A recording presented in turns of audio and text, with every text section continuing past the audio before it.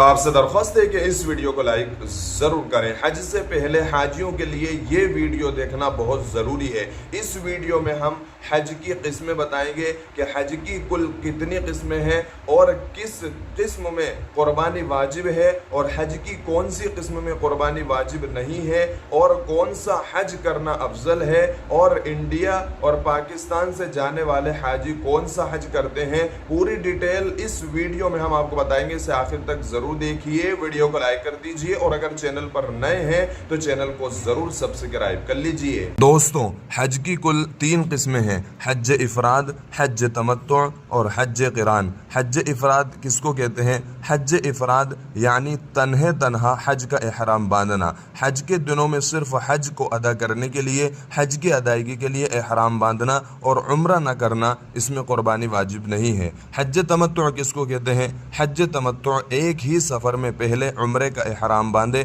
طواف و سعی کے بعد حلق کر کے اس احرام سے فارغ ہو جائے، پھر حج کا وقت آئے تو حج کا احرام باندھے۔ کیونکہ ایک ہی سفر میں 2 عبادتیں یعنی حج اور عمرہ دونوں عبادتیں جمع کرنے کا فائدہ اٹھا لیا ہے، اس لیے اسے حج تمتع کہتے ہیں اور تمتع کے معنی آتے ہیں فائدہ اٹھانے کے، اور حج تمتع کرنے والے کو متمتع کہتے ہیں اور اس پر شکر اور اس پر شکرانے کی قربانی واجب ہوتی ہے۔ ہندوستانی اور پاکستانی حاجی عموماً حج تمتع ہی کرتے ہیں۔ حج قران ایک ساتھ ہی حج اور عمرے کا احرام باندھے، پہلے عمرے کے ارکان ادا کرے لیکن عمرے کی سعی کرنے کے بعد حلق یا قصر نہیں کرنا ہے، بلکہ طواف قدوم اور حج کی سعی کرنے کے بعد بدستور حالت احرام میں رہے، یعنی عمرے کا احرام باندھے اور عمرے کے ارکان ادا کرنے کے بعد اب احرام نہیں کھولنا ہے یہاں تک کہ حج کے ایام آ جائیں، حج کے دن آ جائیں، حج کے ارکان ادا کر کے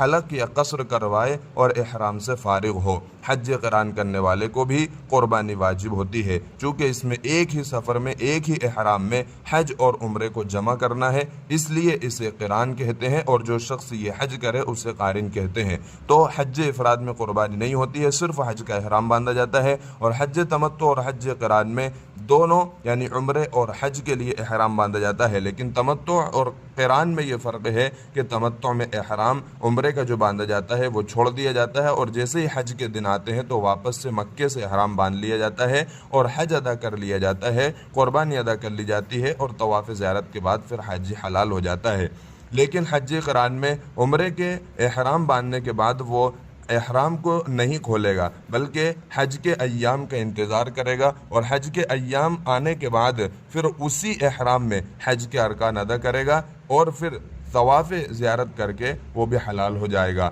واضح رہے کہ حج قران اور حج تمتع کرنے والے پر قربانی واجب ہونے کا مطلب یہ ہے کہ یہ بطور شکر